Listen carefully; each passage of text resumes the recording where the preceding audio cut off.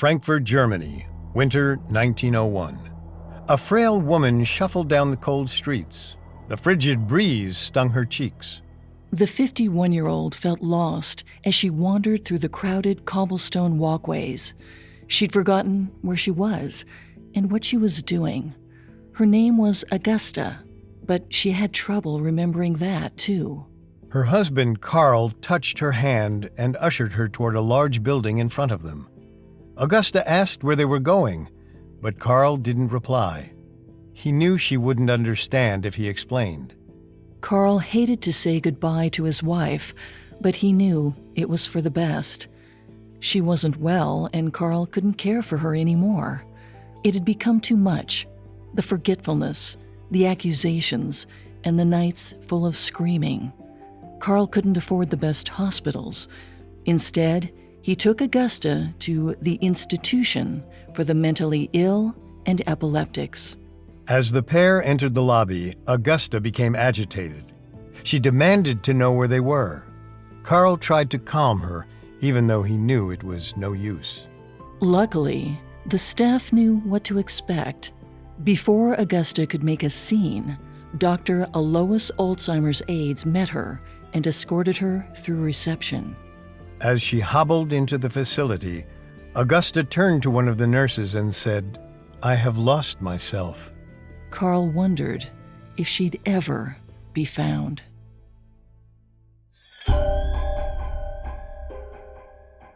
When our bodies fail, we trust doctors to diagnose the problem. But medicine isn't always an exact science. Sometimes it's a guessing game with life or death stakes. This is Medical Mysteries, a Parcast original. I'm Molly. And I'm Richard. Every Tuesday, we'll look at the strangest real-life medical cases in history and the experts who raced against the clock to solve them. As we follow these high-intensity stories, we'll explore medical research that might solve the puzzle. Next week, in Part 2, we'll analyze all the evidence and try to find an answer. You can find episodes of Medical Mysteries and all other Parcast originals for free on Spotify or wherever you listen to podcasts. To stream Medical Mysteries for free on Spotify, just open the app and type Medical Mysteries in the search bar. This is the first of 2 episodes on Alzheimer's disease, a degenerative neurological condition responsible for about 120,000 Americans' deaths in 2017. Its symptoms include memory loss, agitation, and changes in personality. This week, we'll explore the history of the disease and meet the man who discovered it. Next week, we'll examine doctors' efforts to cure or treat the condition. We'll also explore the state of Alzheimer's disease today and speculate on what the future holds. We have all that and more coming up. Stay with us. In 1901, Dr. Alois Alzheimer was the director of the psychiatric wing for the Institution for the Mentally Ill and Epileptic Patients in Frankfurt, Germany. He worked as a neuropathologist, meaning he studied diseases of the nervous system. Alois was one of the earliest advocates for a change in how mental health conditions were treated. In the late 1800s, most patients in Western psychiatric facilities faced appalling conditions.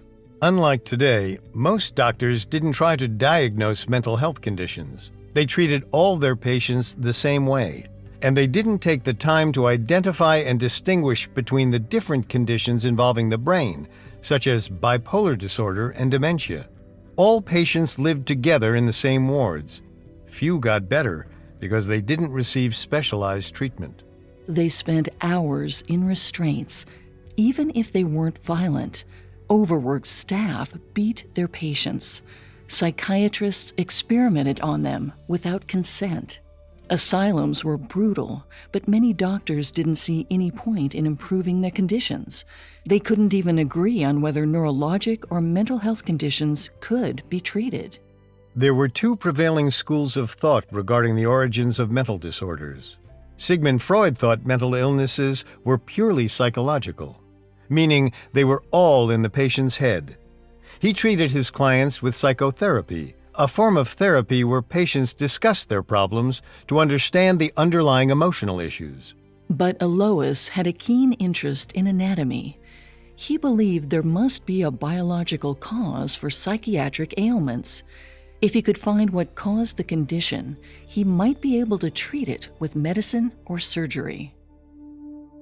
In 1857, German surgeon Friedrich von Esmark and his partner Peter Villers-Jessen found a biological cause for a neurologic condition called general paresis. Paresis caused wild mood swings, forgetfulness, and difficulty speaking. Some doctors called it general paralysis of the insane. Esmark and Villers looked at their patients' clinical histories. They discovered that many were diagnosed with syphilis years before their paresis symptoms appeared. Syphilis is a sexually transmitted bacterial infection.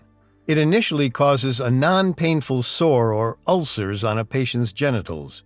Later symptoms can include fatigue, weight loss, and muscle pain, among other ailments. After a few weeks, these symptoms usually clear up on their own. Some patients assumed the syphilis had cured itself, but the bacteria still lingered in their bodies. As patients got older, some might have suffered from memory loss, confusion, and aggression. For years, doctors had assumed that people with paresis were faking it or weak-willed. But Esmark and Jessen demonstrated otherwise. Paresis patients suffered from a real disease with a physical cause, a bacteria. And if physicians could find a cure for syphilis, they thought they could also prevent paresis. Inspired by such recent discoveries, Alois Alzheimer wanted to find biological causes for other cognitive or mental health conditions, but he needed a place to do his work in peace and safety. He wouldn't get very far in his research if his colleagues were torturing or beating their patients. Ordinary asylums were likely to make their residents even sicker and complicate Alois's research. The facility in Frankfurt where Alois worked was different. When Alois was hired, it was run by a man named Emil Scioli, who pushed the boundaries of psychiatric patient care. Scioli believed in a progressive form of therapy based on the teachings of psychiatrist John Connolly. Like Alois, Connolly believed that mental health conditions were an illness. And just as a doctor would treat a bodily disease with medicine, Connolly believed psychiatrists could remedy apparent emotional disorders with compassion and care. Furthermore, he believed that different symptoms should receive different treatments. With the right support, people could overcome their conditions. Per Connolly's recommendations, the Frankfurt facility had gardens and communal spaces. Aides hosted activities to keep residents engaged and entertained. While restraints and sedatives were used on patients, they were a last resort, only for people who posed a danger to themselves or others. Scioli and his staff talked with patients while walking through the facility or gave them relaxing massages to calm them down. They believed a positive environment was more beneficial than a hostile one. While the conditions weren't perfect, Auguste Deter couldn't have ended up in a better hospital at the time. She was checked into the Frankfurt facility after months of declining mental health. At first, she forgot small things like where she left cooking ingredients or a book. But her condition got worse with each passing month. She had trouble sleeping and grew paranoid. Once she accused her husband Carl of cheating on her, but her claims were unfounded. The accusation left Carl shaken. They'd always loved and trusted one another. Augusta would never let suspicion get the better of her. It felt like his wife was slipping away in front of him. At times, she forgot where she was or who he was. It got so bad that Carl feared to leave her home alone. He couldn't take care of Augusta on his own, so he brought her to see Alois. When Alois first met Augusta, he thought her condition resembled dementia. Dementia was a general term for any disease that caused memory loss or a decrease in cognitive ability. It was most common among elderly people, but doctors didn't know much about it. In fact, most physicians believed dementia might be an unavoidable part of aging, like stiff joints or wrinkled faces. Few believed dementia could be treated or prevented, so they didn't bother studying it in depth. Today, we know that's not the case. Many people live well into their 80s, 90s, or even 100s without developing dementia. But it's more common among the elderly because they're more likely to develop other cognitive disorders that can contribute to the ailment. Dementia is a progressive condition, meaning it gets worse over time. According to author Marcus McGill and Dr. Timothy J. Legg, dementia is sometimes categorized into 4 stages. The first is mild cognitive impairment. At this stage, people forget small things, like where they put their keys or that they made dinner plans with a friend. The symptoms are very difficult to recognize because everyone, including people who don't have dementia, have occasional periods of forgetfulness. Next comes mild dementia. At this point, patients forget more important things. They might get lost because they can't remember how to get home from a familiar location, or they become confused mid-task because they lose track of what they were doing. After this, a person experiences moderate dementia. In addition to memory problems, people at this stage have difficulty sleeping. They often become suspicious or irritable, and their personality changes. Finally, with severe dementia, a patient needs full-time care. They can no longer perform basic tasks like using the bathroom or dressing themselves. Often it can take a patient several years to reach this phase, and most people with severe dementia are elderly. But Augusta seemed too young to have dementia. Most people who experience recognizable symptoms are over the age of 65. But Augusta was in the late stages of the disease, and she was only 51. That meant something had caused Augusta's early onset dementia. It wasn't a natural part of aging after all. Alois resolved to figure out what was wrong with Augusta. In the process, he discovered one of history's most terrifying, debilitating diseases. Coming up, Alois Alzheimer's time with Auguste Deter. Hi, it's Richard. Ready to hear about my new favorite Spotify original from Parcast? It's called Very Presidential with Ashley Flowers, and it uncovers the most damning details surrounding history's most high-profile leaders. Every Tuesday through the 2020 election, host Ashley Flowers shines a light on the darker side of the American presidency. From torrid love affairs and contemptible corruption to shocking cover-ups and even murder, she'll expose the personal and professional controversies you may never knew existed. You'll hear some wildly true stories about presidents such as Richard Nixon, George Washington, Teddy Roosevelt, JFK, and more. Very Presidential highlights the exploits you never learned in history class, but probably should have. Family drama, personal vices, dirty secrets. These presidents may have run, but they most certainly can't hide. Follow Very Presidential with Ashley Flowers, free on Spotify or wherever you get your podcasts. Now, back to the story.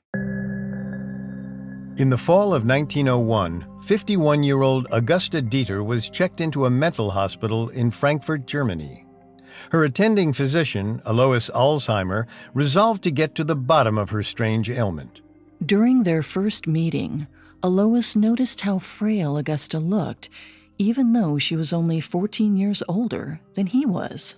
She had a helpless expression on her face. It was childlike, curious but uncertain. Alois introduced himself and asked her what her name was. She responded, Augusta. He then asked for her last name. She repeated herself, Augusta. Alois asked several more questions in rapid succession. He didn't want to give Augusta too much time to think. He wanted to gauge her initial responses. Augusta stumbled through several of her answers. She said things that didn't make sense. For example, when Alois once asked when she was married, Augusta said, I don't know at present. The woman lives on the same floor. He asked about her husband, Carl. Augusta said his name was also Augusta. When Alois asked her to clarify, Augusta hesitated.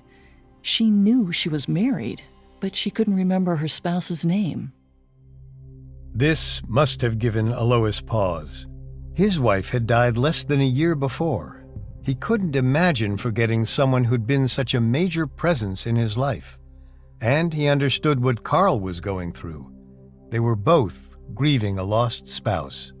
Alois cleared his throat and continued his questioning. He asked Augusta how long she'd been in the facility, and she said 3 weeks. At that time, she'd only been there a day. Alois thanked Augusta for her time and said he'd come back later to check on her. He returned to Augusta's room later that day when she ate lunch. She had pork and cauliflower on her plate. While she chewed, Alois asked what she was eating. Augusta answered that it was spinach, even though she could see the food right in front of her. Augusta wasn't able to verbally identify what she was eating, even as she looked directly at the food on her plate. Alois had never before seen such a severe case of dementia in someone so young. He'd looked after hundreds of patients, and Augusta was unique among them. While mostly older, the majority of his patients with similar symptoms had trouble remembering specific things, like where they'd left their possessions. But even at their worst, few, if any, were unable to say who they were, where they were, or what they were eating. Alois didn't know what caused their dementia. He'd studied over a dozen patients in pursuit of an answer. In their autopsies, he discovered that many of these patients had a hardening and thickening of the arterial walls of cerebral vessels. Think of the arteries and veins as the tubes in a plumbing system. They carry oxygenated and less oxygenated blood to and from all your muscles, organs, and tissues. And just like the real plumbing in your house, your veins and arteries can get clogged, usually as a result of a substance called plaque. Plaque is essentially made of fat and calcium. Every person has some plaque in their arteries or veins. It's nearly unavoidable. While a small amount of plaque is mostly harmless, it can build up over time. This is more likely if you smoke, have a high-fat diet, or use certain medications. Sometimes enough plaque builds up that it blocks arteries and veins. This can cause a heart attack or a stroke. But plaque can be dangerous in other ways too. It may not completely fill the arteries, but it can make it harder for the blood to squeeze through a partially obstructed area.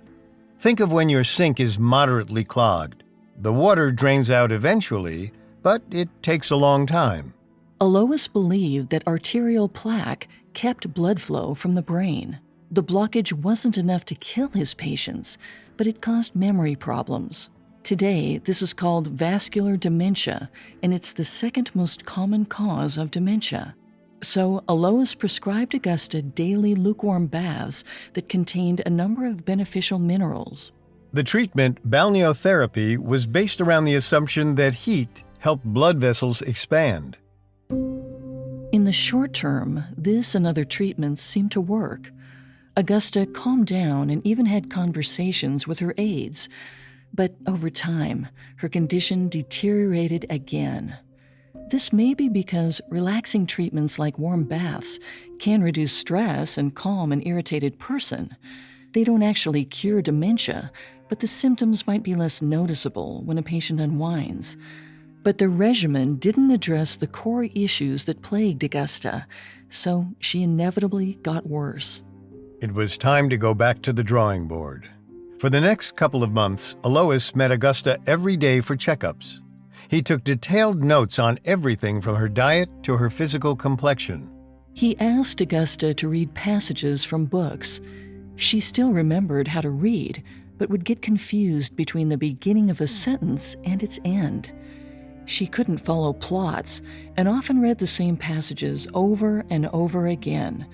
She had no idea she'd just reviewed them seconds before. Occasionally, Alois gave Augusta a sheet of paper and asked her to write her name. She'd scrawl, Mrs., and then pause.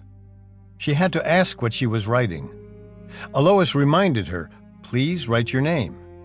After Mrs., she added, Augusta. Then she stopped and asked Alois to repeat the instructions again. Alois saved pages of Auguste's writing exercises. He tracked everything he could think of: her diet, her exercise regimen, her sleep habits. Something had caused her cognitive problems, but he still didn't know what. Some infections have been associated with causing dementia-like symptoms. Immune responses can raise a patient's body temperature to kill foreign and harmful germs. But very high fevers can also lead to the death of brain cells. These types of dementia-like symptoms are curable if a doctor can bring the fever down in time. But Augusta didn't have any symptoms of an infection. In addition, some medications can result in side effects similar to the symptoms of dementia, and dehydration or nutrient deficiencies can impact a person's memory. So, Alois changed Augusta's meal plan. He'd change out one food item to see if her condition improved. When that didn't work, he'd adjust another ingredient. He hoped he could rule out different foods one by one, but none of his changes helped her get better. And Alois didn't have much time for trial and error. Augusta seemed to get worse by the day. Her doctors were astonished at her rapid decline. Most dementia patients slowly deteriorated. Sometimes their symptoms didn't change for years. But Augusta had only been in Alois's care for a few months, and she was significantly worse than the day she'd checked in. She got even more nervous as the world around her became less familiar. She didn't recognize the doctors, nurses, or other patients. Even Alois, who visited her every day, seemed like a stranger. In her rare moments of lucidity, Augusta was frustrated. She knew that something was wrong with her, and she seemed to be aware that it was only a matter of time before she slipped into forgetfulness again. She likely feared the day that she'd lose herself for good. Alois realized that he'd probably never cure Augusta. At best, he could study her symptoms while she was alive, then perform an autopsy after her death. But perhaps the data he gathered would save future patients. He was committed to do whatever it took to solve the mystery. But then, an old friend and mentor, Franz Nissl, contacted him in late 1902. Nissl worked at Heidelberg Hospital under world-famous psychiatrist Emil Kraepelin. Nissl encouraged Alois to accept Kraepelin's offer to join them. It was an amazing opportunity to work with one of the greatest psychiatric minds of his time, but it also meant that Alois would have to leave Augusta behind. Before he made a final decision, he talked with Emil Scioli, the head of the hospital in Frankfurt. Alois asked Scioli to keep him up to date on Augusta's condition. Scioli agreed. With this assurance, Alois made his way to Heidelberg. Then, he and his team relocated to Munich. For the next few years, Alois worked with his patients and conducted research, but he couldn't forget about Augusta. According to Scioli, she was deteriorating. Her caretakers still documented her symptoms, but they weren't any closer to solving the mystery than Alois had been. Then, in April 1906, Alois received a letter saying that Augusta had died. The final months of her life had been hard. She completely forgot who and where she was. She had trouble speaking and needed help to eat. If the staff hadn't been there, it's quite possible she would have starved.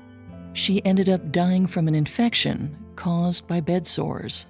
Alois immediately wrote back and asked if he could have access to Augusta's files. He also requested Augusta's brain so he could perform an autopsy. While he was too late to save Augusta, he'd do everything in his power to give meaning to her death. Coming up, Alois's findings and the questions he left unanswered. Now, back to the story. On April 8, 1906, Auguste Deter died. Her final years were marked by confusion, forgetfulness, and irritability. Dr. Alois Alzheimer wanted to perform an autopsy on her brain, so he asked Emil Scioli to send it to his lab in Munich. A short time later, Alois received Augusta's preserved brain. Before he even began the autopsy, Alois noticed that the brain was much smaller than it should have been. As someone ages, their brain volume shrinks by as much as 5% per decade past the age of 40. As near as researchers can tell, this is a natural part of aging. Neuronal cells die every day. It's a normal process and not inherently dangerous. Neuronal cells aren't fully understood, and there has been some debate about the brain's ability to make new neurons as it ages in a process known as neurogenesis. Scientists aren't sure why this shrinkage begins at age 40. There's a lot about it that they don't understand. On its own, brain shrinkage doesn't seem to cause cognitive problems. At worst, an older person might be more forgetful. But diseases like HIV/AIDS or head injuries can accelerate contraction and cause cognitive problems like dementia. Even though Augusta was in her mid-50s, her brain looked like it belonged to someone who was 70 or 80 years old. But Alois already knew she didn't have any known diseases or injuries. Something else had made it shrink. Alois noted that the small size was the result of atrophy. Most people know about muscular atrophy. Muscles need to be used regularly, otherwise they get weak. That's why athletes and bodybuilders need to go to the gym so often. If you work out once, you'll get a little stronger in the short term, but you'll lose that strength if you don't keep working to maintain it. Even if you don't lift weights, you use your muscles every time you move. Your leg muscles help you walk. Your arm muscles let you pick things up. The muscles of your torso help you sit up and stand upright. But imagine you break your arm and keep it in a cast for weeks. During that time, you don't use your arm's muscles for day-to-day tasks. When you finally take your cast off, your arm is incredibly thin and the muscles are weak. This is due to atrophy. But brains don't atrophy from disuse. And unlike an arm in a cast, the brain never stops working. Even when you don't think that you're using your brain, like when you're asleep, it still controls involuntary movements like breathing and heartbeats. Brain atrophy is usually the result of physical damage or a disease. Alois knew that syphilis could cause atrophy, but Augusta had never been diagnosed with a sexually transmitted disease, and her husband, Carl, was healthy, meaning Augusta hadn't spread it to him. Huntington's disease and Parkinson's disease are also associated with brain atrophy. These are both degenerative cognitive disorders, but they also had noticeable physical symptoms: tremors, loss of movement, or involuntary movements. Augusta didn't fit the profile. She had something else. Perhaps the answer lay on the cellular level. Alois cut thin slices of tissue out of Augusta's cerebral cortex, the part of the brain that controls speech, memory, and perception. Alois wanted to get a better look at Augusta's nerve cells or neurons. To get a more defined image, he used a new technique that had been invented by his mentor, Franz Nissl. He dyed the brain tissue using an organic compound. It created contrast to highlight the structure of the nerve cells and their components. Think of brain tissue like a black and white photo. Most parts of the photo aren't actually black or white. They're varying shades of gray. The blacker the dark parts get and the whiter the light parts get, the easier it is to make out details.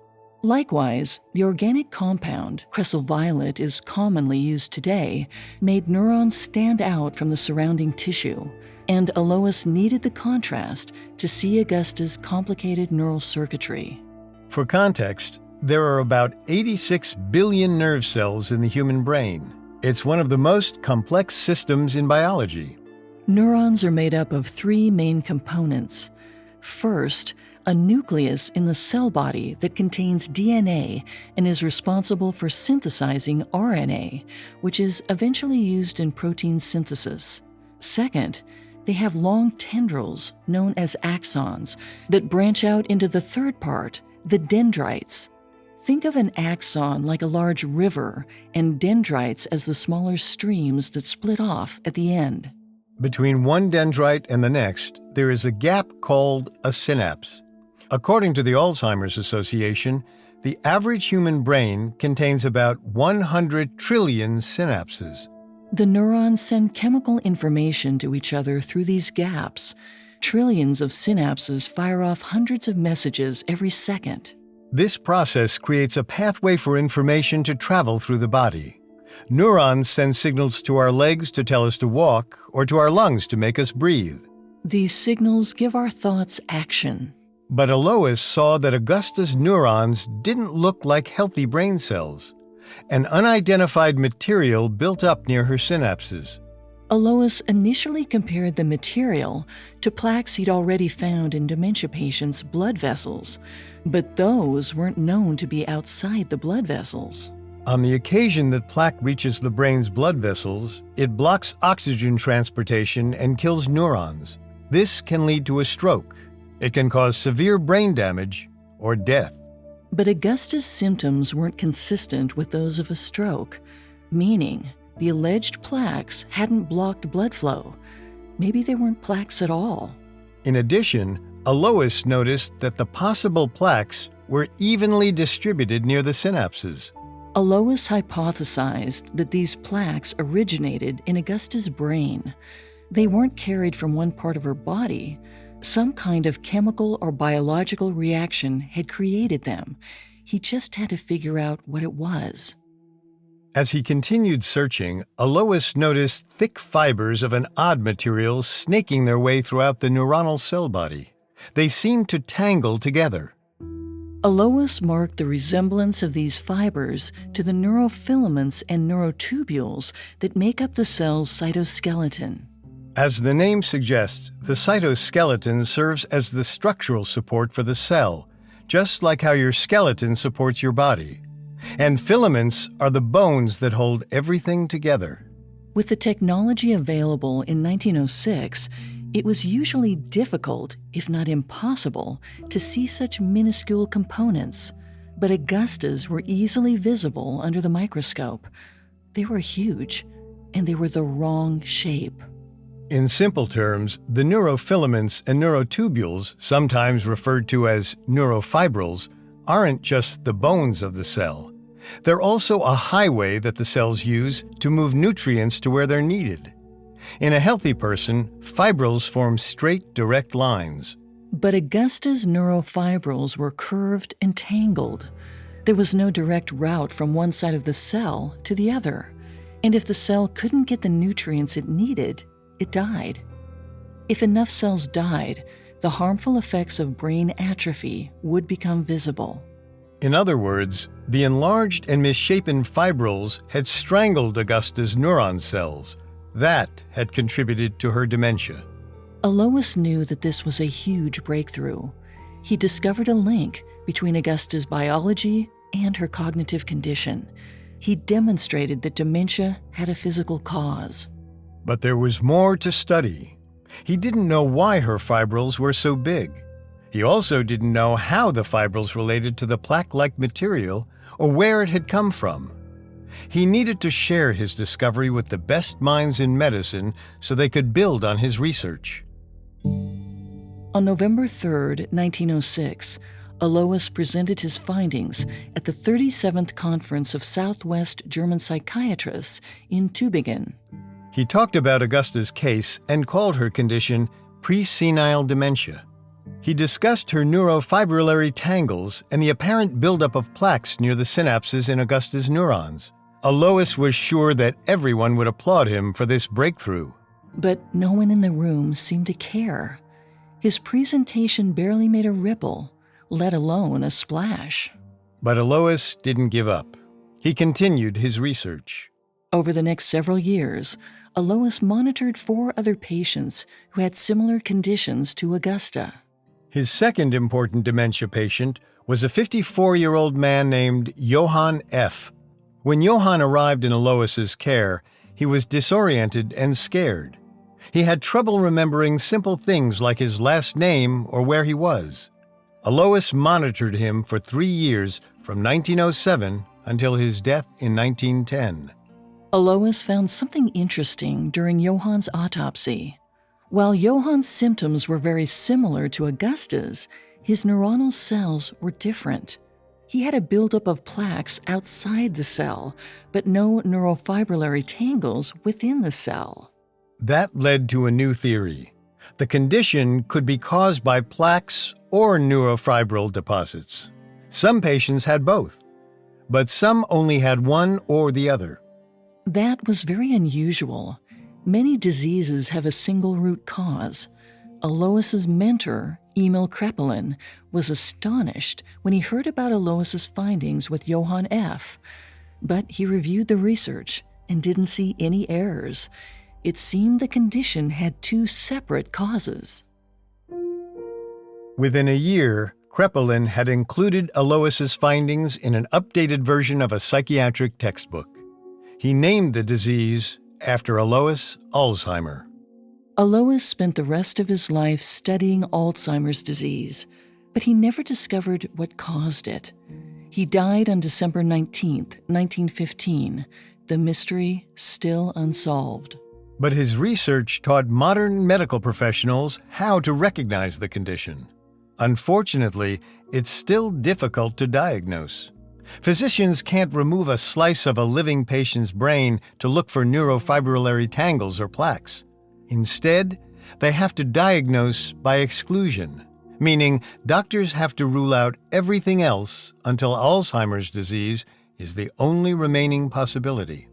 The process can take months, and in that time, the patient can decline rapidly into dementia. As we've discussed, dementia is an umbrella term for any conditions that causes forgetfulness or a decrease in cognitive ability. Alzheimer's disease is a kind of dementia. When Alois met Auguste Deter, he thought he'd never seen her ailment before. But that was an inaccurate assumption. Alzheimer's disease is the leading cause of dementia. He probably had several other Alzheimer's patients, but Auguste was the first one to catch his attention. That wasn't his only mistake. While Alois deserves credit for his discoveries, some of his findings are controversial today. In particular, Johann F's case is greatly debated. Most people with Alzheimer's are like Auguste. They have neurofibril tangles and plaques. Some researchers have suggested that Johann F. and other plaque-only Alzheimer's patients represent one stage in the development process of the disease, while others have argued that it's a separate ailment entirely. Luckily, modern scientists can build on Alois's studies and try to find answers. In 1998, researchers at the University of Munich's Institute of Neuropathology found 80-year-old slides with preserved brain tissue on them. The scientists quickly realized they were looking at Johann F's samples. Today, doctors and researchers still investigate Alzheimer's secrets using Johann F's tissues. Perhaps Alois's evidence will solve the condition's long-standing mysteries and maybe reveal a cure. Over 50 million people are believed to have Alzheimer's disease or another form of dementia today. 120,000 Americans die of its complications each year. Due to a lack of accurate reporting in other parts of the world, it's impossible to say how many total people the condition has killed. We still don't know everything behind the development of plaques or tangles, but scientists are working to find answers. Next week, we'll explore their efforts to discover a cure. Until they do, millions of lives hang in the balance.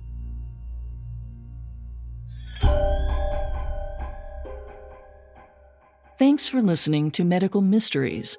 We'll be back next week to explore research into the treatments or cures for Alzheimer's disease. You can find all episodes of Medical Mysteries and all other Parcast originals for free on Spotify.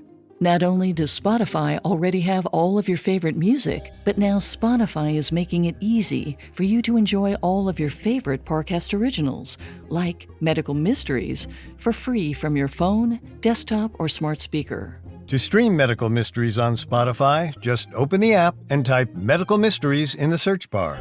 We'll see you next time. Medical Mysteries was created by Max Cutler and is a Parcast Studios original. It is executive produced by Max Cutler. Sound design by Nick Johnson, with production assistance by Ron Shapiro, Carly Madden, and Travis Clark. This episode of Medical Mysteries was written by Robert Tyler Walker with writing assistance by Ali Wicker and stars Molly Brandenburg and Richard Rossner. Hi, it's Richard, and I'm back to remind you to check out the new Spotify original from Parcast, Very Presidential with Ashley Flowers. Every Tuesday through the 2020 election, host Ashley Flowers shines a light on the darker side of the American presidency, exposing wildly true stories about history's most high-profile leaders. There's torrid love affairs, shocking blackmail schemes, and even murder. I think you're really going to get a kick out of it. To hear more, follow Very Presidential with Ashley Flowers free on Spotify or wherever you get your podcasts.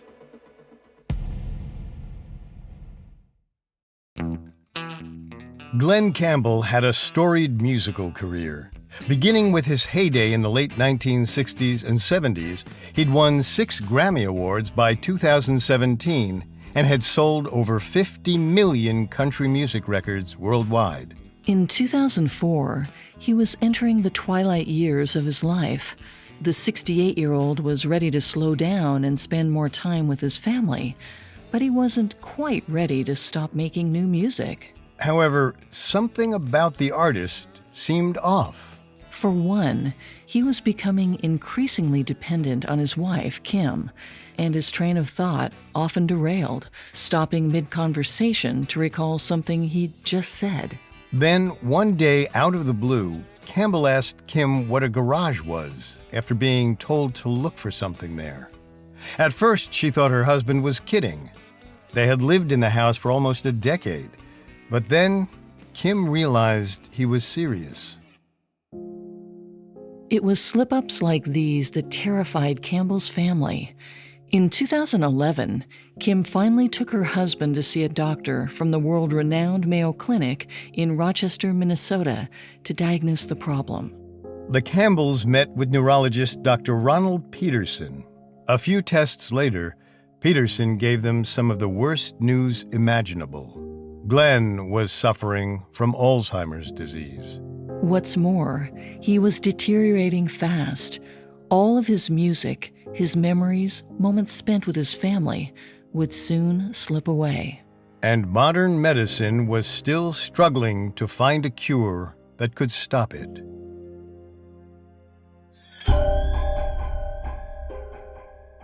When our bodies fail, we trust doctors to diagnose the problem. But medicine isn't always an exact science. Sometimes it's a guessing game with life or death stakes. This is Medical Mysteries, a Parcast original. I'm Molly. And I'm Richard. Every Tuesday, we'll look at the strangest real-life medical cases in history and the experts who raced against the clock to solve them.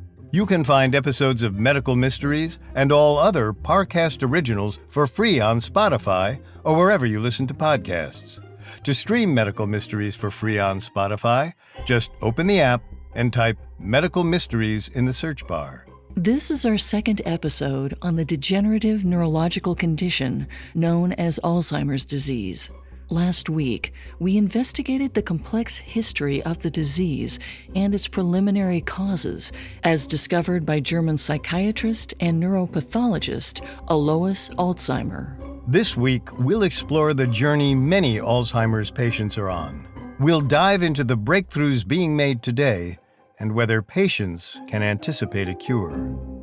We'll have all that and more coming up. Stay with us. Now, back to the story. Age robs many people of things they once enjoyed. Perfect health, athletic ability, even sugary treats can become a thing of the past. In the end, it's our memories that stand the test of time. Precious minutes spent with loved ones, birthdays, weddings, and babies being born. High and low moments that shaped who we are deep down inside. But there's one neurological condition able to rob people of all these treasures: Alzheimer's disease. Psychiatrist and neuropathologist Alois Alzheimer first documented the disease in 1906. Today, 5 million Americans suffer from the illness, and over 100,000 of these patients die every year from disease-related complications. Aside from the emotional toll, the financial cost of Alzheimer's can be devastating to families. According to the Centers for Disease Control, total costs in the U.S. related to the care of someone with Alzheimer's disease or other types of dementia equaled around $277 billion in 2018. To hear that a loved one has Alzheimer's is something no one wants to experience, but it's relatively common. An estimated 500,000 Americans will be diagnosed with the disease this year, and the road to that diagnosis can be one of the hardest parts. It certainly was for Glen Campbell, an accomplished country singer with plenty of music left to give. The whole world recognized Campbell as one of the best-selling country crooners to come out of the 60s and 70s. His infallible guitar skills had taken him all over the globe, where he'd performed for thousands each night. But by his late 60s, Campbell's family noticed he was no longer his sharp-witted self. One afternoon, his teenage daughter Ashley had a few friends over. They were watching The Lord of the Rings in the Campbells' home theater when Campbell popped in to check on them. He made some friendly chit-chat and asked what movie they were watching. Ashley told him, and Campbell nodded, satisfied. Then he left. Just a few minutes later, Campbell came back to ask the same question. Ashley likely chalked it up to her father's eccentricities, but this time he was serious and confused. It happened one more time before the end of the night. Ashley was bewildered by her father's behavior, but she figured he was just having a bad day. He was getting older, after all. These things could happen from time to time. But months later, Campbell's wife Kim experienced something even more frightening. Campbell was looking for a toolkit, and Kim mentioned it was in the garage. Kim's husband just stared at her, blankly. The garage? Campbell didn't know what, let alone where, that was. Kim was rattled. How could he have forgotten something as simple as that? Unfortunately, it wasn't the last time. Doctors say one of the first signs of Alzheimer's disease is a general sense of forgetfulness. And that's not something simple like forgetting where you left your keys or an appointment slipping your mind. That kind of forgetfulness works a bit differently from Alzheimer's. Thoughts are first encoded in our brains as something called working memories. Think of this stage as a sketch pad.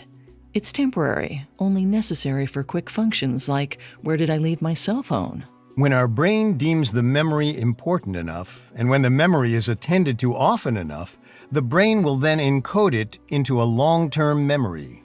So it goes from a sketch to a final painting hanging in the Louvre. Normal moments of forgetfulness are caused by something frequently referred to as a memory lapse, which generally happens when we're not paying good enough attention to something, or when we haven't accessed a certain memory in a very long time. Say you walk in the door of your apartment at night. You turn on the lights, put your things down, and focus your attention on dinner.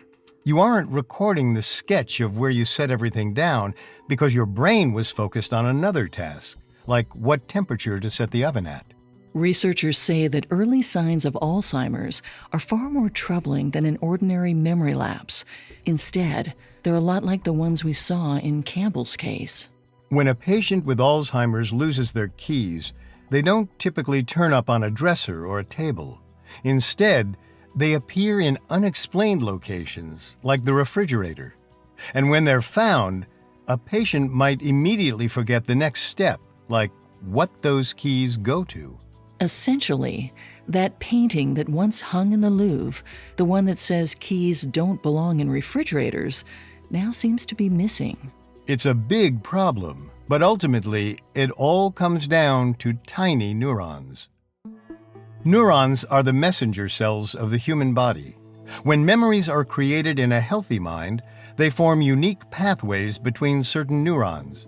And when we go back to access these memories, these neurons fire off in very similar patterns when compared to the patterns observed during the memory's initial recording. These pathways and firing patterns become stronger the more we access that memory.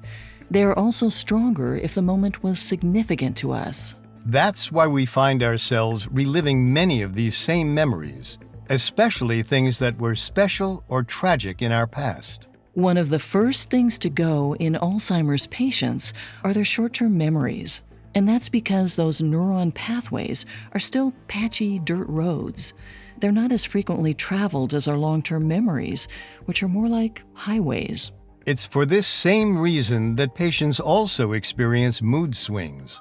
These changes in behavior are typically brought on by the frustration and confusion of disappearing memories, as well as by the general difficulty that many patients have in making sense of their surroundings. This was the case with acclaimed actor Gene Wilder. Wilder was a comic genius known for his quick timing and quirky screen presence in films like Willy Wonka and the Chocolate Factory. Off-screen, people knew him as a sweet, mild-mannered guy. But around the time that Wilder was in his late 70s, something changed. His wife Karen initially noticed him get hostile with one of his grandchildren. This was completely out of character for him, but Karen didn't think too much of it. That is, until Wilder forgot the name of one of his best films, Young Frankenstein. He struggled for minutes searching for the title before resorting to acting out a scene just to get his point across. Over time, these early warning signs of Alzheimer's became more frequent. But it's the next steps that can be most difficult to navigate. Many don't know whether to chalk their own behavioral changes up to old age or something more serious. It takes a loved one who's really paying attention to piece the disease together. Someone like Kim Campbell. For her and for many in similar situations, it took more than a single warning sign to realize she and Glenn needed to speak with professionals. When the Campbells finally met with the doctors at the Mayo Clinic in 2011, they found out there was no concrete test to determine if Glenn had Alzheimer's disease. Instead, it was a diagnosis by exclusion, supplemented by imaging tests that could confirm the likelihood of Alzheimer's disease. Meaning doctors had to run various tests to find out what Glenn didn't have before they could finally make that call. Coming up, doctors make a biological breakthrough that further defines the cause. Hi listeners, it's Richard. If you enjoy the cases covered in Medical Mysteries, Harcast has a brand new series you're sure to enjoy. It's called Medical Murders, and it exposes the dark, disturbing, and deadly side of medicine. Every Wednesday, meet the worst the medical community has to offer. Men and women who took an oath to save lives, but instead used their expertise to develop more sinister specialties. Hosted by the extremely talented Alastair Murden, Medical Murders examines the formative years and motives of history's most infamous killers, dissecting their medical backgrounds with expert analysis and professional insight provided by practicing MD Dr. David Kipper. You'll investigate a wide range of heinous healthcare workers, like the general practitioner believed to be the most prolific serial killer in modern history, or the dentist who led a double life as a hitman, or even the doctor and gang member who mixed deadly potions for unhappy housewives to use on their husbands.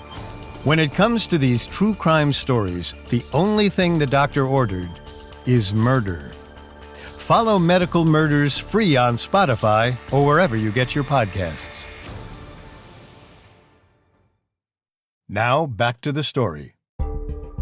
After years of watching his memory fade, Kim Campbell took her husband Glenn to the Mayo Clinic. In order to determine what precisely was affecting him, doctors performed a series of cognitive tests on Glenn to see what they could rule out. In one of the tests, Campbell's neurology team, led by Dr. Ronald Peterson, gave him solid cubes with different colors on each side. Peterson's associate created a simple pattern by placing the cubes in different formations. Campbell was then asked to replicate the pattern. This test, along with several others, was meant to measure Campbell's cognitive ability. And while it might sound easy to someone without the disease, it requires a lot of additional thought for someone with Alzheimer's. And sure enough, Campbell had a really hard time recreating the block pattern. Last episode, we discussed the breakthroughs that Alois Alzheimer discovered in his patient, Auguste Deter. He found that patients with the disease had a buildup of plaque in the brain. It was also noted that the neurons, or the body's pathway for various electrical and chemical signals, have their own underlying structure, which is maintained by neurofilaments and neurotubules, sometimes referred to as neurofibrils. And in patients with the disease, those structural elements seem to have become tangled and distorted. These two factors block communication channels in the brain, and many scientists believe they contribute to neural cell death, which also leads to a loss of neural pathways. Affected areas of the brain then atrophy, resulting in cerebral volume loss, and this diminishes a patient's cognitive function. Since Glenn Campbell was having a hard time following Peterson's instructions, it was looking like he might have symptoms of this cognitive decline. But this still didn't prove he had Alzheimer's disease. Rather, it could have been any number of neurological disorders, many of which are dementia-related. So, Dr. Peterson placed Campbell into an MRI machine to get a better image of his brain. While an MRI machine doesn't show signs of those plaques or tangles seen in Alzheimer's, it can show if there's something like a tumor or a blood clot. And while these possibilities are also scary, there are known treatments that can lead to recovery. However, Peterson didn't find any preliminary signs of a stroke, cancer, or a brain bleed. Instead, he saw that Campbell's hippocampus, a section of the brain important for memory, had already begun to atrophy.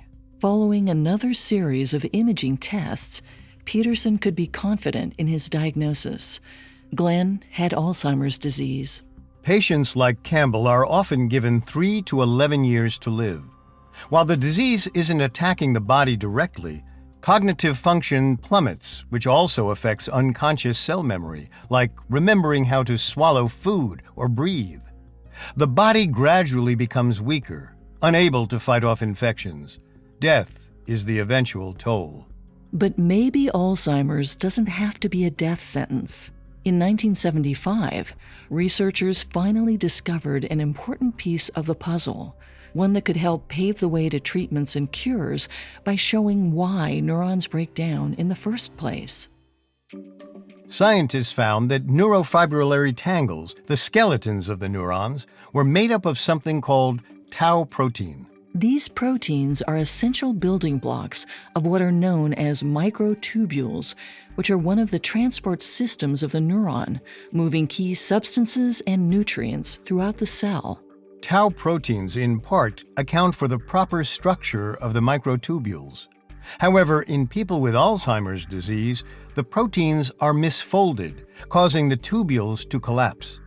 With the aggregation of misfolded proteins, the collapsed microtubules become tangled, and neurons are unable to build and recycle proteins. This eventually leads to cell death. This is what caused the neurofibrillary tangles that Alois Alzheimer saw in 1906. If only doctors could figure out why these structures and their underlying proteins were abnormal in the first place, then maybe they could stop Alzheimer's from happening. But first, there was another missing piece of the Alzheimer's puzzle that needed solving. In 1984, a biochemist named Dr. George Glenner and his colleague Dr. Kane Wang identified the main protein component of the plaques that Alois Alzheimer once discovered. For the first time, doctors understood the material that was keeping the cells from communicating. It's something called beta-amyloid proteins. Glenner and his team wanted to know where these beta-amyloids came from. After weeks of investigation, they discovered that beta-amyloids were once part of the body's larger protein strand called amyloid precursor protein. We'll call them APPs for short. APPs are transmembrane proteins that happen to be present in the neuron cells near the synapse, where all of the neurotransmitters, or the brain's messengers, are sent back and forth to communicate. Think of it like a cargo ship full of supplies traveling across the ocean from New York to London. New York is the first neuron. The ship is the neurotransmitter, and the ocean is the synapse. Each neurotransmitter needs to make it across the synapse, or in this case the ocean, to get a message or signal to its destination. Scientists are still unclear what function APP serves, but some theorize it helps in forming these synapses, or at least maintaining them. In a normal brain, the APP gets cut very specifically into 3 chunks by small enzymes. This process helps the protein dissolve into the intercellular fluid of the body.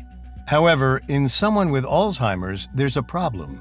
One of the sections of the APP is chopped off in the wrong spot. Meaning, you have one normal-sized piece, one abnormally large section, and a smaller segment. That middle section, now slightly longer than it should be, becomes the beta amyloid. And as Glenner's team continued their research, they discovered that it was highly toxic. That's because beta amyloids are configured in such a way that it becomes easy for them to clump together. Think of them like Legos. They have the perfect build to easily snap in place. After enough time has passed and more of these beta amyloids bunch up, they are classified as beta amyloid plaques.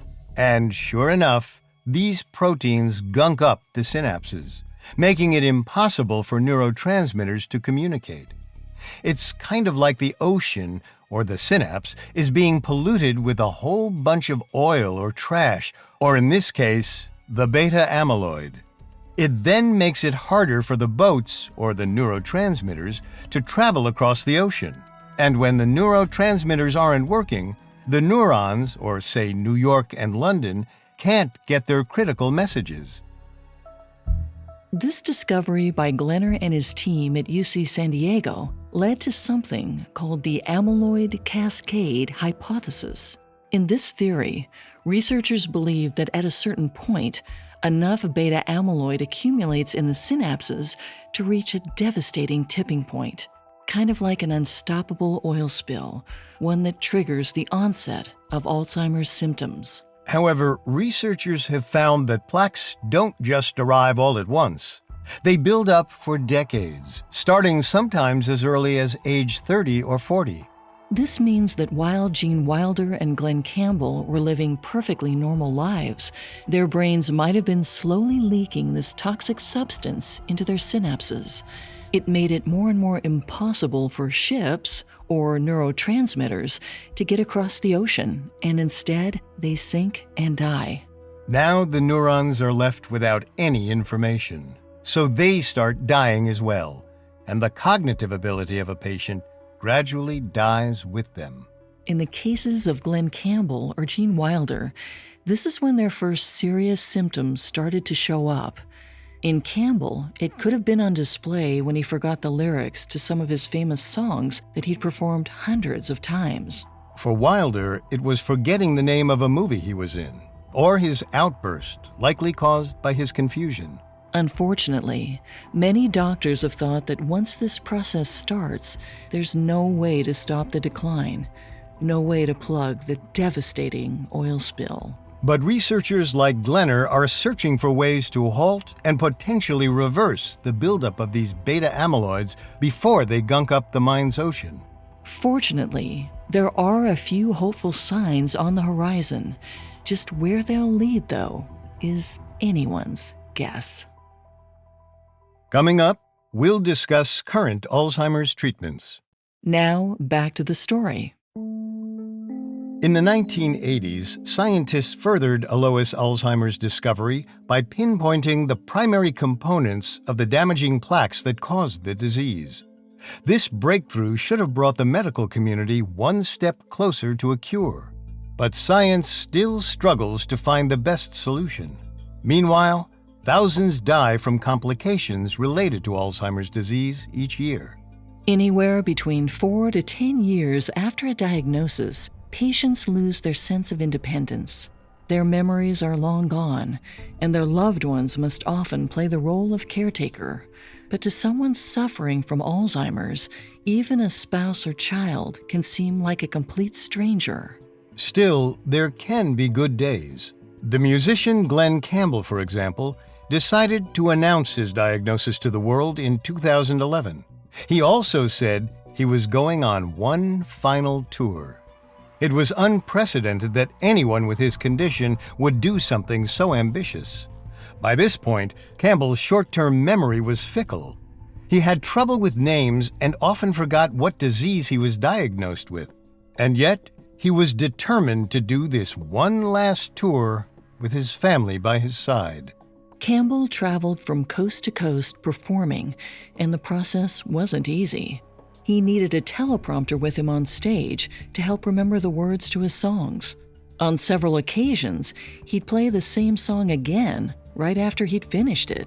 But it was shocking how well Campbell could still play the guitar. He nailed each melody, never missing a beat. And his technique was as flawless as it was 30 years before. It's likely because these neural pathways were more established than others. Campbell had spent thousands of hours playing the guitar, to the point where it became similar to an unconscious motor function, like walking. Those guitar pathways were deeply ingrained in his brain, and it's these tasks that aren't as easily forgotten. But they too will one day fade in a patient with Alzheimer's. Campbell played over 100 shows before the tour ended in 2012. He then went back home to Malibu, California, with his wife, Kim. As his primary caretaker, Kim watched Campbell's sobering decline. She had to remind him to eat, help him shower, and even show him where the bathroom was. It's these final, heartbreaking stages that have doctors tirelessly searching for answers. As of the 1990s, a handful of medications were approved for Alzheimer's. One category is called choline esterase inhibitors. In a healthy brain, choline esterase enzymes go into the synapse and clear out any remaining neurotransmitters after a signal has been sent. Of course, in a brain with Alzheimer's, the neurotransmitters are also getting gummed up by the beta-amyloid plaque, our toxic pollutant.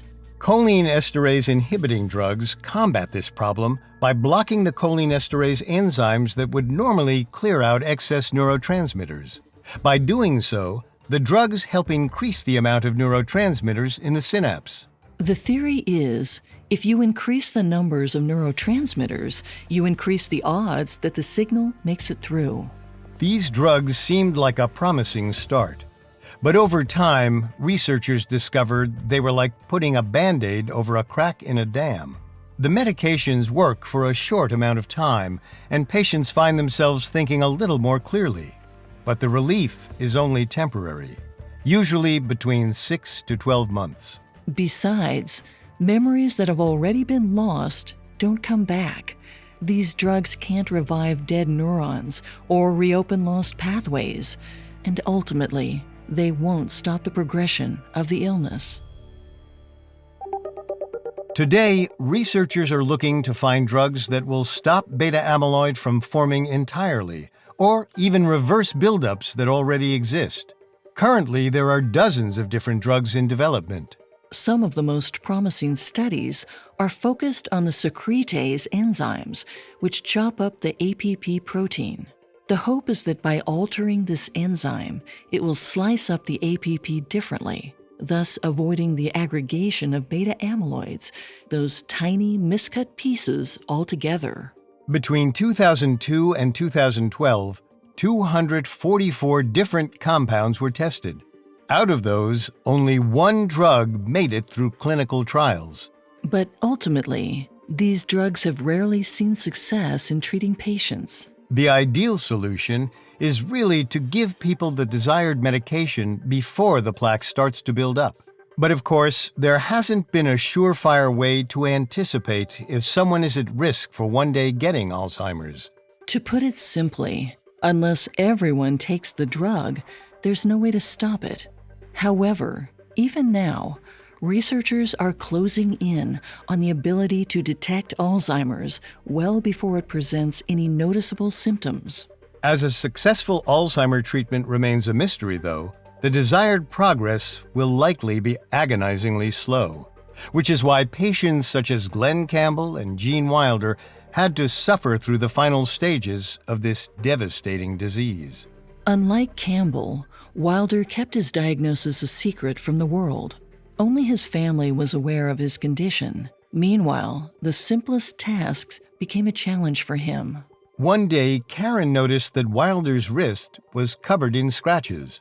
Apparently, he'd struggled for minutes trying to undo the clasp on his watch, even clawing at his own arm. Karen also watched as her husband developed problems walking. One afternoon, she saw him stumble and fall in the backyard. Wilder even had a hard time getting up, but he quickly flipped on his stage persona. Turning to an imaginary audience, Wilder told them the show would be back momentarily. For Karen, this must have been heartbreaking and reaffirming at the same time. Her husband's brain was wasting away, but he was still the same charming and charismatic man she married. Those traits couldn't be stripped away as easily. But sometimes a family is required to let go of their loved one with Alzheimer's, even before that person has passed. Eventually, they require around-the-clock care that not everyone can provide. That's exactly what happened with Glenn Campbell in 2015. 4 years after his diagnosis, Kim realized it was time to move her husband into a care facility in Nashville, Tennessee. When Kim came to visit, he often forgot her name, calling her Mrs. Campbell instead. Other times he forgot who she was entirely. He had trouble keeping full conversations and didn't know where he was. Campbell sometimes mistook his bedroom at the facility for a hotel room, thinking he was on tour. The staff said it was typical to see him sitting in one of the common areas playing the guitar. But even that changed as Campbell reached the final stages of Alzheimer's.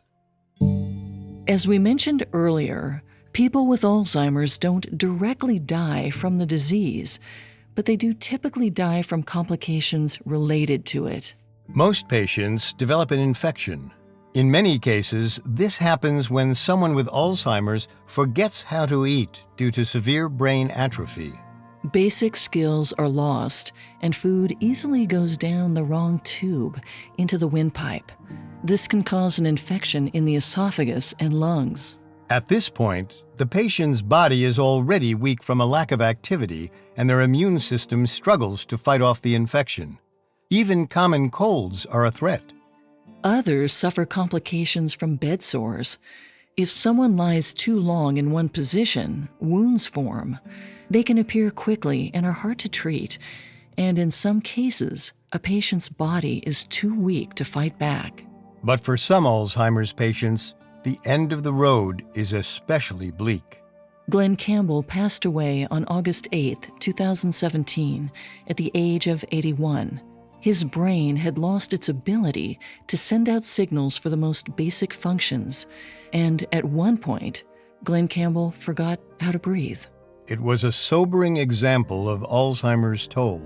And while there's currently no way to chemically reverse Alzheimer's, researchers have suggested some basic ways to prevent this disease from taking hold of our lives.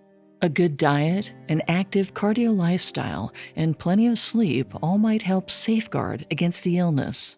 Neuroscientists also recommend picking up new skills. If you've always wanted to learn a new language, dive right in. If you want to take up woodworking, you should go for it. Tasks like this create even more neural pathways between neuron cells. And the more roads there are to travel, the more likely our neurons will reach their destinations. Still, it's estimated that by 2050, nearly 14 million Americans will be diagnosed with Alzheimer's disease, largely due to increased lifespan and better detection. There's one small comfort to be had, though. Recent studies suggest that while a loved one might forget who you are, the brain hasn't severed all of their connections to you. They might still smile, lifted by emotions stirred deep within themselves, connections that are deeper, more complex, and therefore harder for Alzheimer's to erase. And on the evening of August 29, 2016, Gene Wilder slowly climbed into the same bed as his wife. It was a place that, even in his confusion, felt familiar. In those sheets, next to his wife, he felt safe from the fading world. Before they had fallen asleep, Wilder turned towards Karen and said his final words, "I trust you." He passed away quietly in the middle of the night. Emotions formed before someone's diagnosis, the joy, the trust, and the love, those things never truly disappear. We may even lose our most precious memories, but the feelings they ingrained might never slip away.